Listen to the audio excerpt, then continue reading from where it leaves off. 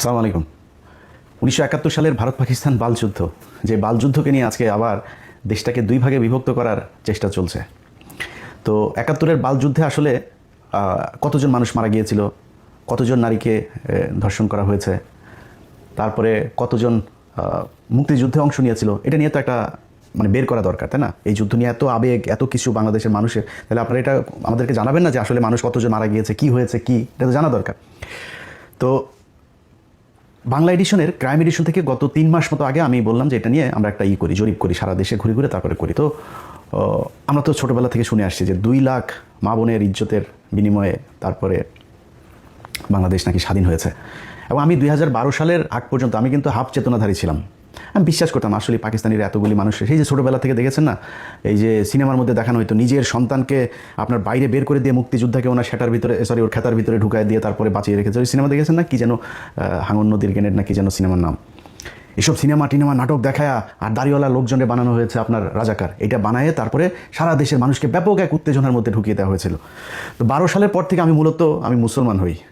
আমার ধর্মের প্রতি, ইসলামের প্রতি, বাংলাদেশে আসলে মুসলমানদেরকে নিয়ে তারপরে কি ষড়যন্ত্র, ভারতের ব্যাপারে আমি কিন্তু এই অনেক হিন্দি সিনেমা দেখেছি, হিন্দি গান, এখনও ওদের নিয়ে বিনোদন, এটা তো বিনোদনের জন্য দেখা, এখনও সত্যি কথা হিন্দি গান শুনি। তো এখন এই যে আপনি এগুলি যে আপনি করলেন, 71-এর যে যুদ্ধ নিয়ে আমাদেরকে যা যা দেখাইলেন, আমরা ব্যাপক এক উত্তেজনাশীল চেতনাধারী এক জাতিতে পরিণত হইলাম। সেই জাতিকে আপনি বুঝাইলেন 2 লাখ মানুষকে এই করার। তো আমরা প্রথমে গেলাম মন্ত্রণালয়ে একটু খোঁজ নিতে, যে মন্ত্রণালয়ে তো নিশ্চয়ই সেই 2 লাখকে না থাকে, 1 লাখকে তো থাকবে না, 50,000, 5,000, 1,000 তো থাকার কথা। মন্ত্রণালয়ের কাছে তালিকায় নাম আছে মাত্র 530 জন। কোনো সমস্যা নেই ভাই, 530 জনও ইটস হিউজ। আমি এটাও যদি 530 জন যদি ধর্ষণের শিকার হয়ে থাকে, আমি সেটার বিচার চাই, সেটাকে আমি ব্যাপক ন্যাক্কারজনক হিসাবে দেখতে চাই। এই 513 জনের মধ্যে 30 জনের মধ্যে আমি গেলাম আমরা অনুসন্ধান করতে। এর মধ্যে ঢাকা বিভাগটা দিয়ে আমরা শুরু করলাম। তো মন্ত্রণালয়ের হিসাব অনুযায়ী ঢাকা বিভাগে ধর্ষিত হয়েছেন হলো 69 জন। এই 69 জনের পেছনে খোঁজ নিতে গিয়া ভাই যা দেখলাম, আইরে ভাই, পাকিস্তানের মিলিটারিরা এত ধর্ষণ করে গেল। এই 69 জনের মধ্যে কারোর গ্রামই নাই। একটা মানুষের নাম দেওয়া হয়েছে, এই ঢাকার কেরানীগঞ্জে গ্রাম নাম দেওয়া হয়েছে, সেই গ্রাম বলে কোনো গ্রামই নাই, কেউ মানুষ নাই, সেই নামের কোনো মানুষও এলাকায় নাই। একজন আছে ফাতেমা বিবি। ফাতেমা বিবি একাই 300-400 মিলিটারিকে সে এক বিস্ফোরণ বানিয়েছেন। তিনি বিস্ফোরণ বানিয়ে বলে মরিচের গুঁড়া টুরা, হলুদের গুঁড়া, ঝাল মশলা দিয়ে মাখায় টাকা তিনি এক বিস্ফোরণ বানিয়েছিলেন। সেই বিস্ফোরণ দিয়ে তারপরে পাকিস্তানের 400-500 মানুষকে মেরেছেন। 14-13 জনের আপনার এই গোপনাঙ্গ কেটেছেন পাকিস্তানি মিলিটারিদের। গোপনাঙ্গ কেটে ওর ওর এর মধ্যে আপনার উঠানের মধ্যে ওনাকে শুটকি বানাতে দিয়েছিল সেই গোপনাঙ্গ দিয়ে। এই হলো গিয়া, শুনেন একটু ক্রাইম এডিশনের সেই প্রোগ্রামটা অল্প একটু কথা শুনেন, শুনলে বুঝবেন কি বলে। একটা পাঁচফোড়ন তৈরি করলাম, কিছু ছাই, তামুকের ফাঁকি, মরিচের ফাঁকি দিয়ে ছোট্ট ছোট্ট করে গোল্লা বানাইয়া একজনের হাতে দিতাম। অনেক মানুষ ছিল, এদেরকে হাতে দিতাম, ওরা গাছের গায়ে গায়ে থাকতো। যখন ওইটা যখন পড়তো তখন ওরা আসলে পরে মারলে পরে ওকে নাক মুখ চোখ মুখ কানা হয়ে যেত, তখন ওদের অস্ত্র মস্ত্র আমরা চিনে এনে মুক্তিযোদ্ধাদেরকে দিতাম। বহু অপারেশন করছি আমরা নিজের হাতে, না হইলে কমসে কম আমার এই হাতে, না হইলে 2 থেকে 500 আমি আসছি। আমি 11 জনের জীবিত অবস্থায় তাদের পুরুষঙ্গ কেটে লেছিলাম কাঁচি দিয়া, বক কাঁচি দিয়ে কাইটে আমি টাকি মাছের মতন ছুটকি দিছিলাম। এই হইল কি আমাদের মুক্তিযুদ্ধের ধর্ষিতাদের অবস্থা। 530 জনের মধ্যে একজনকে, পুরো ঢাকা বিভাগে আমরা একজনের খুঁজে পাইনি যেটা বাস্তবিক পক্ষে বাস্তবিক অর্থে কেউ ধর্ষিত হয়েছে এই প্রমাণ দিতে পারে। নানান ধরনের গল্প, এই করেছে ওই করেছে, 3টা কোশ্চেন করলে এরপরে ঘুর পেঁচ খাওয়া যায়। আমার 4-5টা ভাইকে, আপনার 4 ভাই আর 1 বোনকে মারা হয়েছে 71 সালে। সেই 4 ভাইয়ের নাম বলতে বললে একবার এক ভাইদের নাম বলে। আবার পেটের বাচ্চা মারা গিয়েছে, বাচ্চার বয়স কত ছিল, পাশের থেকে আরেকজন বলে আপনার তো বাচ্চাটা ছিল না, পেটের ভেতরেই শহীদ হয়েছেন। শুনেন একটু কি বলে। ফরিদ, আরেক ভাইয়ের নাম আসলো দরবেশ, আরেক ভাইয়ের নাম ছিল মনসুর আলী, আরেক ভাইয়ের নাম ছিল নূর মোহাম্মদ, আমার বোনের নাম ছিল নাজমা আমার ছোট ছিল। আমার বোনকে ওই জায়গায় মাইরে ফেললো ফরিদ, শেখ ফরিদ। আমার আরেকটা ভাইয়ের নামও শেখ ফরিদ আছে, জীবিত, এটা না আগে ছিল আমার বড়। আরেক ভাইয়ের নাম আছিল যে আবুল ফরাজ, আরেকজনের নাম আছিল মনসুর আলী, আর বোনের নাম ছিল নাজমা। আমার প্রথম সন্তান শহীদ হয়েছে, দ্বিতীয় সন্তান মুক্তিযোদ্ধার সময় শহীদ হয়েছে, দ্বিতীয় সন্তান মুক্তিযুদ্ধের সময় আপনার বয়স ছিল 20-22 বছর। হ্যাঁ, আপনার ছেলের বয়স কত? তখন মনে করেন ছেলে আমার গর্বে শহীদ হয়েছে, গর্ভ অবস্থায় শহীদ হয়েছে। এইভাবে আমাদেরকে এই গাঁজাখড়ি গল্প শোনায়া একটা বিশাল প্রজন্মকে আমাদের 54 বছর ধরে অন্ধ বানিয়ে রাখা হয়েছে।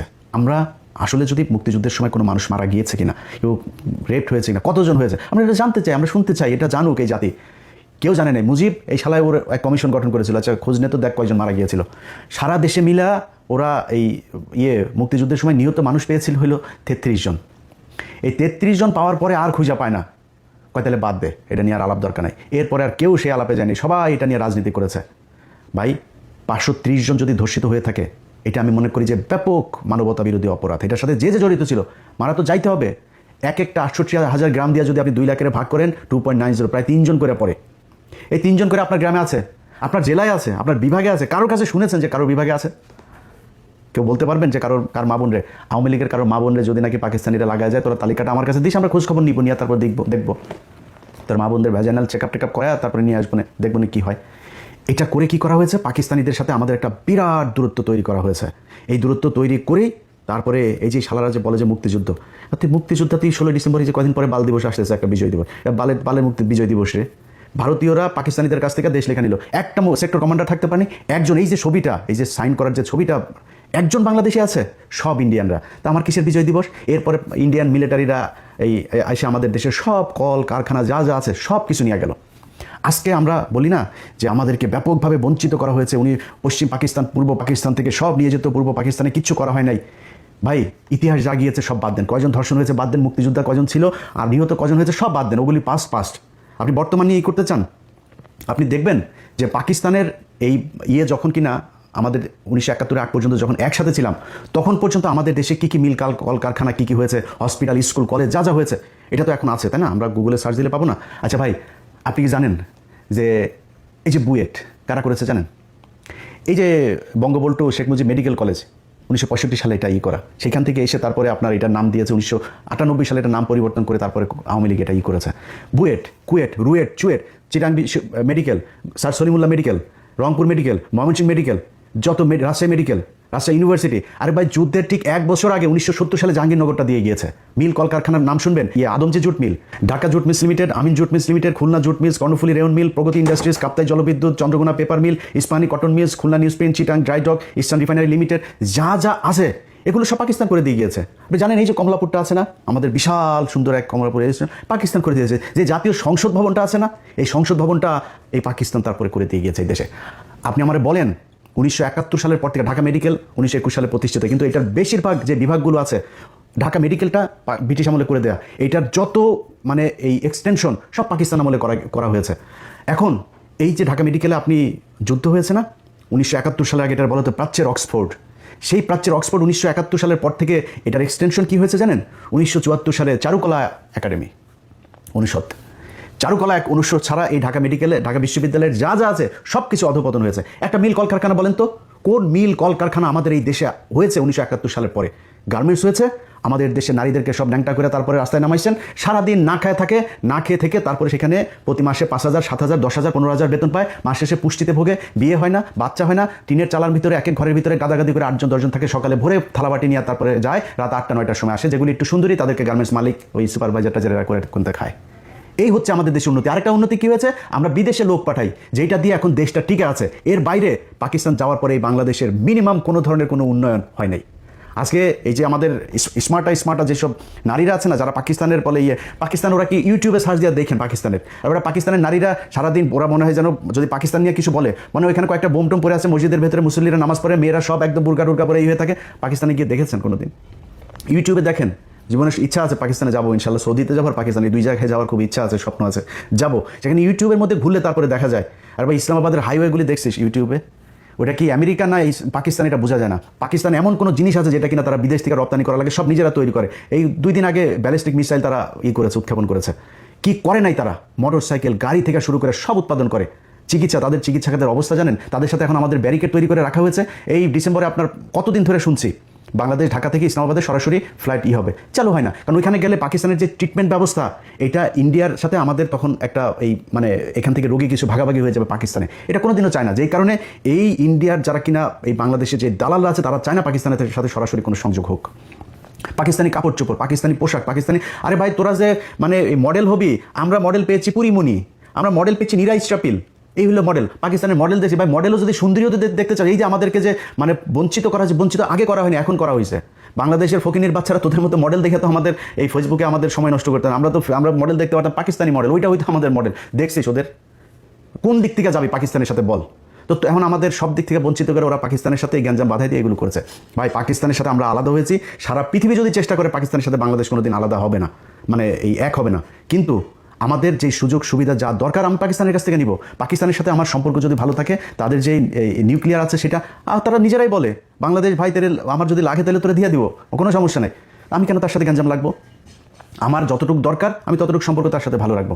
এখন এগুলো করতে দেওয়া যাবে না। এই যে এখন মাঝে মাঝে দেখে না 32 নম্বরকে বাঁচানোর জন্য তারপরে কিছু যোদ্ধা রাস্তায় নেমেছে। 32 নম্বরে কি বাল রে? এই 32 নম্বর হলো এই শেখ মুজিব 45,000 মানুষকে মেরেছে। এই 32 নম্বর তো সেই জায়গা। এই 32 নম্বরে বসে বসে 15,000 জাসদের নেতাকর্মীকে হত্যা করা হয়েছে। এখানে বসে এই সিরাজ শিকদারকে ক্রসফায়ারের নির্দেশ দেওয়া হয়েছে। এখানে বসে 74 সালে 27 লক্ষ মানুষকে হত্যা করা হয়েছে এই না খাইয়ে রেখে। এটা তো সেই জায়গা। এখানে থেকে সবশেষ আওয়ামী লীগ সব গণতান্ত্রিক দল টল যা আছে সব বাদ দিয়ে বাকশাল প্রতিষ্ঠা করে গিয়েছে এই শেখ মুজিব এই ঘরে বসে। এটা কিসের তরিয়ে? আর এরা সব নাচানাচিতে আছে। আরে বাবা 32 নম্বর এখনো বলছি না বাঁচাইতে, 32 নম্বর আসে কিছু তোর? 32 নম্বরে যা কিছু আছে ওই জায়গায়। এবার এই দিন যেটা হয়েছে এটা তো আমরা ভেলকে দেখিয়েছি। এইটা নিয়ে সবাই ব্যস্ত রাখবো, দিক থেকে রায় হয়ে যাবে। তোরা সারা দেশে কিসের ভেলকে দেখাবি? ভেলকে 32 নম্বরে কেন্দ্র করে তারপরে হয়েছে। সো এত উত্তেজনার কিছু নাই। এই বাল যুদ্ধ নিয়ে আমাদেরকে আর আলাদা করা যাবে না, এই দেশের মানুষকে বিভ্রান্ত করা যাবে না। যারা যাবে এইটারে কেন্দ্র করে, এই যে বাউলে দেখে না, বাউলের পক্ষে এই যে বিএনপির মহাসচিব এই কুলাঙ্গারের বাচ্চা এই বলে যে বাউলের টাউল এগুলোর পেতে, কুলাঙ্গারের বাচ্চা তুই কেটে জানি না আমরা? তুই সারা জীবন তোর মেয়ে একটা আছে, ঘর জামাই আরেকটা আছে, দুইটা অস্ট্রেলিয়াতে রেখে তোর টাকা পয়সা সব পাচার করছিস। ওই আওয়ামী লীগের সময় পর্যন্ত তুই টাকা পাচার করছিস অস্ট্রেলিয়াতে তোর মেয়ের কাছে। তোর মেয়ে এখন দেশে এসে রাজনীতি করে। এতদিন কইছিলি বাংলাদেশের মানুষ জীবন দেয়, তুই অস্ট্রেলিয়াতে বসে, তারপর তোর অবদানটা কি আমার বল? এই হাসিনার বিরুদ্ধে অবদানটা কি তোর? ও মেয়েরে দেখছে নাকি ওর ভাইরে দেখছে? ওবায়দুল কাদের আর ওই যে মির্জা ফখরুল আর ভাই আরেকটা আছে ফয়সাল, এই দুইটার চাঁদাবাজিতে ওই এলাকার মানুষ এখন ঘরে থাকা দায়। ও কয়েকদিন 2 দিন আগে লিখছে যে ওর নাকি বাড়িঘর কমেছে রাজনীতি করতে গিয়ে। তোর বাড়িঘর কম? তোর বাড়িঘর তো সব অস্ট্রেলিয়ার থেকে। শালা ওরা এসে এখন এই মুক্তিযুদ্ধ নিয়ে বাউল দেখবেন এই এদের সবার এগুলো সব এক জায়গায় হয়ে যাবে। দেখবেন বাউলের ক্ষেত্রে ওরা এক জায়গায় হবে। আর ওরা আমার আল্লাহরে নিয়ে যেই কথা বলেছে, তুই কিসের বালের বাউল? কোন জায়গার বাউল আসছিস তুই এখানে করতে? ওরা এই মুক্তিযুদ্ধকে নিয়ে ইসলামকে আলাদা করেছে, দাড়ি টুপিওয়ালা লোকজনকে বানিয়েছে রাজাকার, এরা হচ্ছে গিয়া দেশ বিরোধী। এটা বানিয়েছে ভারতের যেই ন্যারেটিভ সেটা এখানে প্রতিষ্ঠিত। এই ন্যারেটিভ দিয়ে এই দেশের রাজনীতি করা যাবে না, আমরা করতে দিব না। যতই চেষ্টা করেন চালায় যান, দেখেন কাদের পক্ষে লোক যায়। ঢাকা বিশ্ববিদ্যালয় দেখেছেন না, রাজাকারকে বাঁচিয়ে করে ওপেনে বলেছি পাকিস্তানের ক্যান্ডিডেট রাজাকার, ও জিতেছে। তো ওই সামনে নির্বাচনেও বেশি খেলা করতে আসবে না কোনো দল, আশা করি। এই মুক্তিযুদ্ধ নিয়ে আশা করি কেউ খেলা করবে না, আওয়ামী লীগ নাই যেহেতু, আর কেউ করবেও না আশা করি। সো যারা এই বাংলাদেশে এখন মুক্তিযুদ্ধের 32 নম্বরের বাউল, তারপরে এই যে চেতনায় বালছাল নিয়ে আসতে চাইবেন, ভাই কেউ পাত্তা পাবেন না। এগুলি বাংলাদেশের মানুষ। আমি বাংলাদেশের আপামর জনসাধারণের কাছে একটা প্রশ্ন করতে চাই, ভাই আমার কাছে আপনার মুক্তিযুদ্ধের ইতিহাস জানার দরকার নেই। বা আপনারে সিম্পল একটা কোশ্চেন করি, আপনি আপনার গ্রামে, আপনার থানায়, আপনার উপজেলায়, আপনার জেলায় গিয়ে খোঁজ নেবেন যে ভাই কতজন কার মাকে পাকিস্তানিরা লাগিয়ে গিয়েছে, আমার একটু জানায়েন ভাই প্লিজ। আমি যদি জানি যে হ্যাঁ পাকিস্তানের একজন তাকে ধর্ষণ করেছে, আমি একটু শুনতে চাই। একজন মানুষকে আমি পাইতে চাই যেই মানুষটা কিনা করেছে। 2015 সাল 2071 সাল থেকে 2015 সালে এসে বীরাঙ্গনাদের খোঁজে তালিকা তৈরি শুরু হয়। সেই বীরাঙ্গনা তৈরি করতে গিয়ে আওয়ামী লীগ বিধবা, অসহায়, গৃহহারা, স্বামীহারা মানুষজনকে এক জায়গায় করে তারপরে তারা একটা বীরাঙ্গনার তালিকা তৈরি করেছে 530 জন, সারা দেশে মিলে। সব কয়টা ভুয়া। এই যে অবস্থা, দেখ এগুলি করে আমাদেরকে আলাদা করতে চেয়েছে। আমরা এখন গার্মেন্টস শিল্প আর আমাদের শ্রমিক শিল্প, এই যে প্রবাসে যে যারা স্বামী স্ত্রীকে ছাড়া থাকে 20 বছর 15 বছর, মাকে ছাড়া, সন্তানকে ছাড়া, বাবাকে ছাড়া মানবেতর জীবনযাপন করে, এরা বালের বীরের জাতি। দোচে তোদেরকে কেউ সারা দুনিয়ায়, তুই বাল জাতি 71 থেকে এই পর্যন্ত কি বালটা ফেলাইছিস কেউ করে?